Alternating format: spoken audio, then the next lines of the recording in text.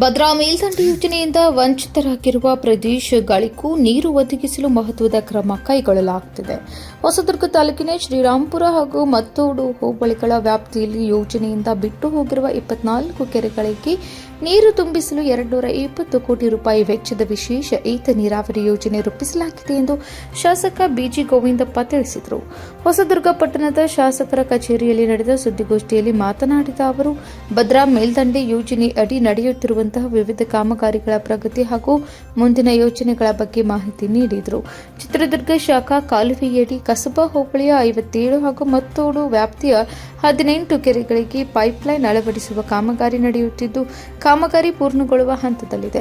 ಬಾಕಿ ಕಾಮಗಾರಿಯನ್ನು ಶೀಘ್ರ ಪೂರ್ಣಗೊಳಿಸಿ ಕೆರೆಗಳಿಗೆ ನೀರು ಹರಿಸಲು ಕ್ರಮ ಕೈಗೊಳ್ಳಲಾಗುವುದು. ಇದೇ ಯೋಜನೆಯಡಿ 34,392 ಹೆಕ್ಟೇರ್ ಪ್ರದೇಶಕ್ಕೆ 1,568 ಕೋಟಿ ರೂಪಾಯಿ ವೆಚ್ಚದಲ್ಲಿ ಹನಿ ನೀರಾವರಿ ಸೌಲಭ್ಯ ಕಲ್ಪಿಸುವ ಯೋಜನೆ ರೂಪಿಸಲಾಗಿದೆ.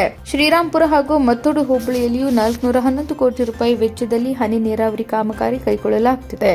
ಇನ್ನು ಭದ್ರಾ ಮೇಲ್ದಂಡೆ ಯೋಜನೆಯ ಮುಖ್ಯ ಕಾಲುವೆ ವ್ಯಾಪ್ತಿಯಿಂದ ವಂಚಿತರಾಗಿರುವ 24 ಕೆರೆಗಳಿಗೆ ನೀರು ಒದಗಿಸಲು ವಿಶೇಷ ಏತ ನೀರಾವರಿ ಯೋಜನೆ ರೂಪಿಸಲಾಗಿದೆ. ಕಾರಿಹಳ್ಳಿ ಭಾಗದಿಂದ ಸುಮಾರು 0.2 ಟಿಎಂಸಿ ನೀರನ್ನು ಎತ್ತಿ ಪೈಪ್ಲೈನ್ ಮೂಲಕ ಕೆರೆಗಳಿಗೆ ಹರಿಸಲು 220 ಕೋಟಿ ರೂಪಾಯಿ ವೆಚ್ಚದ ಯೋಜನೆ ಸಿದ್ಧಪಡಿಸಲಾಗಿದೆ. ಅದೇ ರೀತಿ ಲಕ್ಕಿಹಳ್ಳಿ ಗ್ರಾಮ ಪಂಚಾಯಿತಿ ವ್ಯಾಪ್ತಿಯಲ್ಲಿ ಭದ್ರಾ ಮೇಲ್ದಂಡೆ ಯೋಜನೆಯಿಂದ ಬಿಟ್ಟು ಹೋಗಿರುವ 4 ಕೆರೆಗಳನ್ನು ತುಂಬಿಸಲು ಪ್ರತ್ಯೇಕ ಯೋಜನೆ ರೂಪಿಸಲಾಗುತ್ತಿದ್ದು, ಹಿನ್ನೀರಿನ ಮೂಲಕ ನೀರು ಒದಗಿಸುವ ವ್ಯವಸ್ಥೆ ಮಾಡಲಾಗುವುದು. ಇನ್ನು ತುಮಕೂರು ಶಾಖಾ ಕಾಲುವೆಯ 3ನೇ ಹಂತದ ಕಾಮಗಾರಿಯಡಿ ಶ್ರೀರಾಂಪುರ ಹಾಗೂ ಮತ್ತೋಡು ಹೋಬಳಿಗಳ ಒಟ್ಟು 24 ಕೆರೆಗಳು ಯೋಜನೆಯ ವ್ಯಾಪ್ತಿಗೆ ಒಳಪಡಲಿವೆ. ಕಾಮಗಾರಿ ಸ್ಥಗಿತಗೊಂಡಿರುವ ಹಿನ್ನೆಲೆಯಲ್ಲಿ ಅಧಿಕಾರಿಗಳೊಂದಿಗೆ ಚರ್ಚೆ ನಡೆಸಲಾಗಿದ್ದು, ತುಮಕೂರು ಶಾಖಾ ಕಾಲುವೆ ಕಾಮಗಾರಿಯನ್ನು ಪುನರಾರಂಭಿಸಿ ಬಿಟ್ಟು ಹೋಗಿರುವ ಕೆರೆಗಳಿಗೆ ನೀರು ಒದಗಿಸಲು ಅಗತ್ಯ ಕ್ರಮ ಕೈಗೊಳ್ಳಲಾಗುತ್ತಿದೆ ಎಂದು ಅವರು ತಿಳಿಸಿದರು. ಯೋಜನೆಯ ಕಾಮಗಾರಿಗಳ ಕುರಿತು ಕೆಲವರು ವಿವಿಧ ರೀತಿಯ ಹೇಳಿಕೆಗಳನ್ನು ನೀಡುವ ಮೂಲಕ ಜನರಲ್ಲಿ ಗೊಂದಲ ಮೂಡಿಸುತ್ತಿದ್ದಾರೆ. ಕಾಮಗಾರಿಗಳ ನೈಜ ಪ್ರಗತಿ ಹಾಗೂ ಮುಂದಿನ ಕ್ರಮಗಳ ಬಗ್ಗೆ ಜನರಿಗೆ ವಾಸ್ತವಾಂಶ ತಿಳಿಸುವುದು ತಮ್ಮ ಜವಾಬ್ದಾರಿ. ಮಳೆಯಿಂದ ಹಿನ್ನೀರಿನ ಪ್ರದೇಶ ಸೇರಿದಂತೆ ವಿವಿಧೆಡೆ ಹಾನಿಯಾಗಿದ್ದು, ಅಧಿಕಾರಿಗಳು ಸ್ಥಳ ಪರಿಶೀಲನೆ ನಡೆಸಿ ಮಾಹಿತಿ ಸಂಗ್ರಹಿಸಿದ್ದಾರೆ. ರೈತರಿಂದ ಅರ್ಜಿಗಳನ್ನು ಪಡೆದು ನಿಯಮಾನುಸಾರ ಪರಿಹಾರ ನೀಡಲು ಕ್ರಮ ಕೈಗೊಳ್ಳಲಾಗುವುದು. ಮಳೆಯಿಂದ ಹಾನಿಗೊಳಗಾದ ರಸ್ತೆಗಳು, ಸೇತುವೆಗಳು ಹಾಗೂ ಕಾಲುವೆಗಳ ದುರಸ್ತಿಗಾಗಿ 125 ಕೋಟಿ ರೂಪಾಯಿ ಮೊತ್ತದ ಪ್ರಸ್ತಾವನೆ ಸರ್ಕಾರಕ್ಕೆ ಸಲ್ಲಿಸಲಾಗಿದ್ದು, ಅನುದಾನ ಮಂಜೂರಾತಿಗೆ ಕ್ರಮ ಕೈಗೊಳ್ಳಲಾಗುತ್ತಿದೆ ಎಂದರು. ಒಟ್ನಲ್ಲಿ ಭದ್ರಾ ಮೇಲ್ದಂಡೆ ಯೋಜನೆಯಿಂದ ವಂಚಿತ ಪ್ರದೇಶಗಳಿಗೆ ನೀರು ತಲುಪಿಸುವ ಜೊತೆಗೆ ಕೆರೆಗಳ ಭರ್ತಿ ಹಾಗೂ ಹನಿ ನೀರಾವರಿ ಯೋಜನೆಗಳ ಮೂಲಕ ರೈತರ ಕೃಷಿಗೆ ಮತ್ತಷ್ಟು ಉತ್ತೇಜನ ನೀಡುವ ಪ್ರಯತ್ನ ನಡೆಯುತ್ತಿದೆ ಎಂದರು. ಭದ್ರಾ ಮೇಲ್ದಂಡೆ ಕಾಮಗಾರಿ ಪ್ರಾರಂಭ ಆಗಿ ಹಲವು ವರ್ಷಗಳು ಕಳೆದಿವೆ. ಈ ಮಧ್ಯದಲ್ಲಿ ಹಲವಾರು ತರದ ಹೇಳಿಕೆಗಳನ್ನು ನೀಡೋದ್ರ ಮೂಲಕ ತಾಲೂಕಿನ ಜಿಲ್ಲೆಯ ಜನರನ್ನ ಗೊಂದಲಕ್ಕೀಡು ಮಾಡಿರ್ತಕ್ಕಂಥ ಕೆಲಸವನ್ನು ನಿತ್ಯ ನೋಡ್ತಾ ಇದ್ದೀವಿ. ಆದ್ರೆ ಇದನ್ನ ಹೀಗೆ ಮುಂದುವರಿಕೆ ಬಿಡಬಾರ್ದು.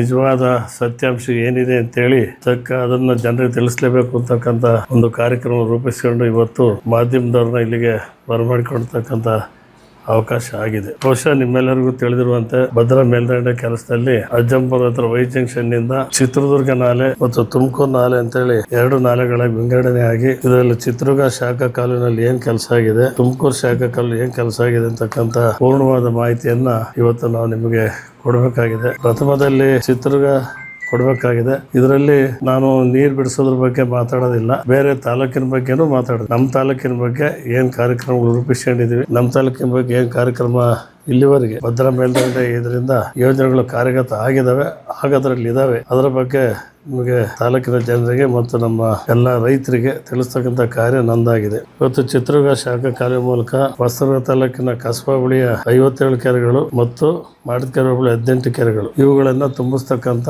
ಕಾರ್ಯಕ್ರಮ ರೂಪಿಸಿಕೊಂಡಿದ್ದು, ಇವುಗಳಿಗೆ ಈಗಾಗಲೇ ಪೈಪ್ ಲೈನ್ಗಳನ್ನು ಹಾಕಿ ಮತ್ತು ನೀರು ಬಿಡ್ತಕ್ಕಂಥ ಕೆಲಸ ಅಂತಿಮ ಆಗಿದೆ ಅಂತ ಹೇಳೋದಿಲ್ಲ, ಇನ್ನೂ ಸ್ವಲ್ಪ ಬಾಕಿ ಉಳಿದಿದೆ. ಕೆರೆಗಳು ನೀರು ಬಿಡಿಸ್ತಕ್ಕಂಥ ಕೆಲಸದಲ್ಲಿ ಪೈಪ್ ಲೈನ್ ಹಾಕ್ಸೋದ್ರಲ್ಲಿ ಸ್ವಲ್ಪ ಹಿನ್ನಡೆ ಆಗಿದೆ. ಆ ಕೆರೆಗಳ ಪೈಪ್ ಲೈನ್ ಹಾಕ್ಸಂತ ಕೆಲಸವನ್ನ ತುರ್ತಾಗಿ ಪೂರ್ಣ ಮುಗಿಸಿ ಇವತ್ತು ಈ 18 ಮತ್ತು 76 ಕೆರೆಗಳನ್ನು ತುಂಬಿಸ್ತಕ್ಕಂಥ ವ್ಯವಸ್ಥೆಯನ್ನ ಮಾಡ್ತೀವಿ. ಇದ್ರ ಜೊತೆಗೆ ಈ 2 ಕೆರೆಗಳ ವ್ಯಾಪ್ತಿಯಲ್ಲಿ ಬರ್ತಕ್ಕಂಥ ಸುಮಾರು 34,292 ಹೆಕ್ಟೇರ್ ಪ್ರದೇಶಕ್ಕೆ ಅಂದ್ರೆ 84,701 ಎಕರೆ ಈ ಪ್ರದೇಶಕ್ಕೆ 1,568 ಕೋಟಿ ರೂಪಾಯಿಗಳ ವೆಚ್ಚದಲ್ಲಿ 1,568 ಕೋಟಿ ರೂಪಾಯಿಗಳ ವೆಚ್ಚದಲ್ಲಿ ಹನಿ ನೀರಾವರಿಯನ್ನು ಕೂಡ ಮಾಡಲಿಕ್ಕೆ ಅಚ್ಚುಕಟ್ಟು ಪ್ರದೇಶಕ್ಕೆ ಹನಿ ನೀರಾವರಿ ಮಾಡಲಿಕ್ಕೆ ಕೂಡ ಈ 2 ಹೋಬಳಿ ವ್ಯಾಪ್ತಿನಲ್ಲಿ ಇಷ್ಟು ಕೆರೆಗಳಿಗೆ ಹನಿ ನೀರಾವರಿ ಮಾಡಲಿಕ್ಕೆ ಈಗಾಗಲೇ ಯೋಜನೆ ಸಿದ್ಧವಾಗಿದೆ. ಕೆಲಸನೂ ಕೂಡ ಪ್ರಾರಂಭ ಆಗಿದೆ.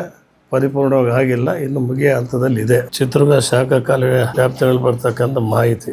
ತುಮಕೂರು ಶಾಖಾ ಕಾಲುವೆ ಇವತ್ತು ಶ್ರೀರಾಂಪುರ ಹೋಬಳಿ ಮತ್ತೋಡು ಹೋಬಳಿಗಳ ಮೂಲಕ ಅದು ಚಿಕ್ಕನಾಯಕನಹಳ್ಳಿ ತಾಲೂಕು ಮತ್ತು ತುಮಕೂರು ತಾಲೂಕುಗಳಿಗೆ ಹೋಗ್ತಕ್ಕಂಥ ಕೆಲಸ ಆಗ್ತದೆ. ಈ ಕೆಲಸದಲ್ಲಿ ತುಮಕೂರು ಶಾಖಾ ಕಾಲುವೆ ಮೂಲಕ ಹೋಗ್ತಕ್ಕಂಥ ಇದರಲ್ಲಿ 24 ಕೆರೆಗಳನ್ನು ತುಂಬಿಸುವ ಯೋಜನೆ ಇವತ್ತು ಆಗಿದೆ. ಇದರಲ್ಲಿ 13,573 ಹೆಕ್ಟೇರ್ ಪ್ರದೇಶಕ್ಕೆ 411 ಕೋಟಿ ರೂಪಾಯಿಗಳ ವೆಚ್ಚದಲ್ಲಿ ಹನಿ ನೀರಾವರಿ ಕೆಲಸಗಳನ್ನು ತೆಗೆದುಕೊಡ್ತಕ್ಕಂಥ ಕೆಲಸ ಆಗ್ತಾ ಇದೆ.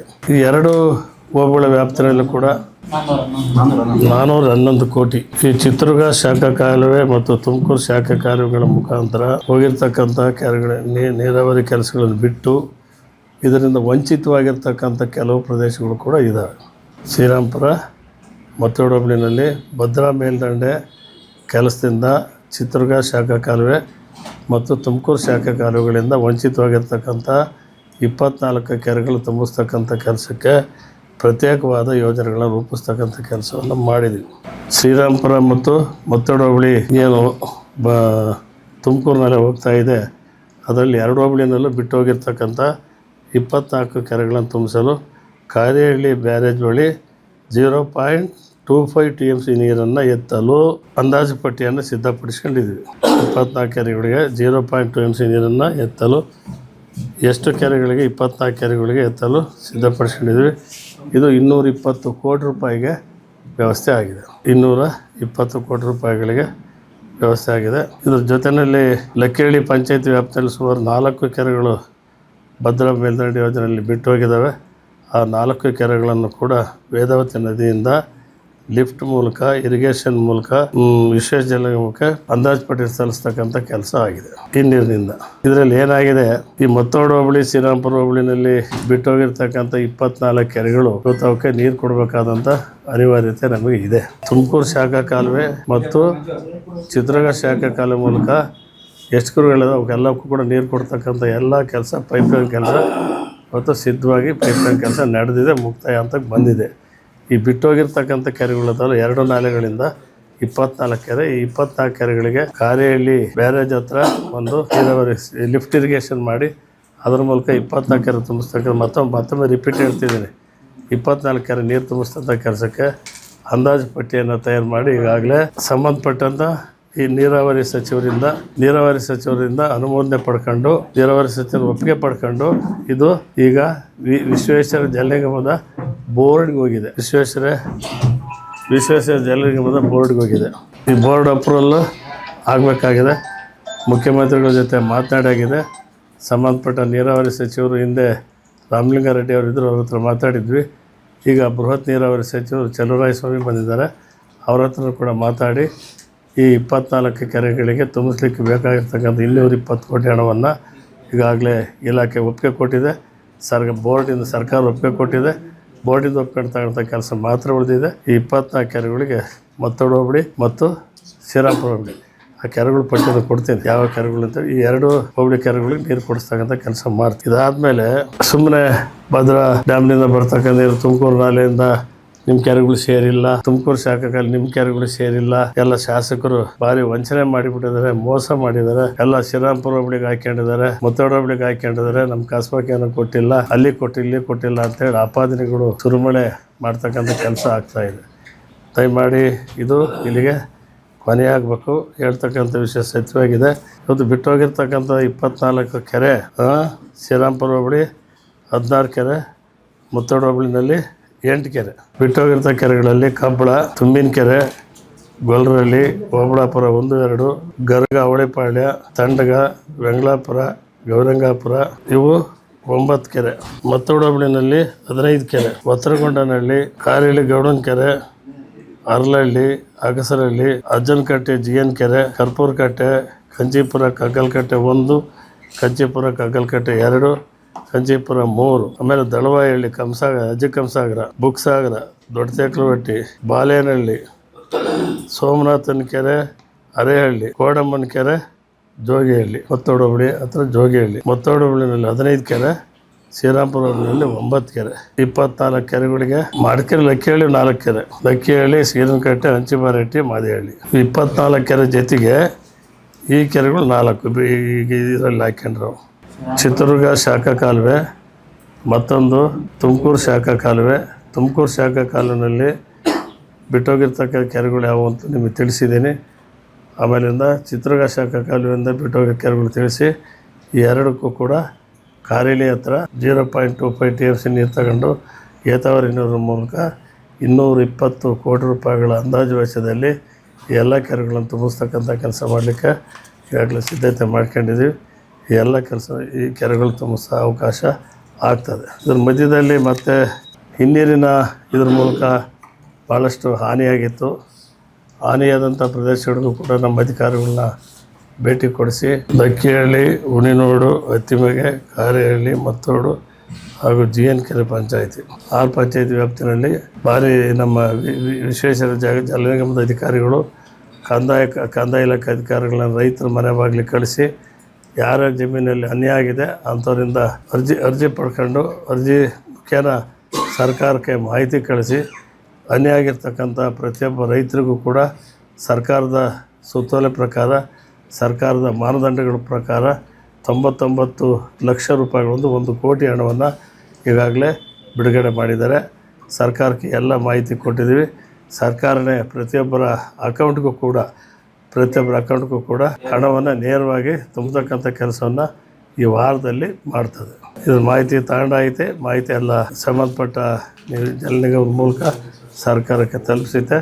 ಸರ್ಕಾರದವರು 1 ಕೋಟಿ ರೂಪಾಯಿ ಹಣವನ್ನು ಇವರೆಲ್ಲರಿಗೂ ಕೂಡ ಕೊಡ್ತಕ್ಕಂಥ ಕೆಲಸವನ್ನು ಸದ್ಯದಲ್ಲೇ ಮಾಡ್ತಕ್ಕಂಥ ಕೆಲಸ ಆಗ್ತದೆ.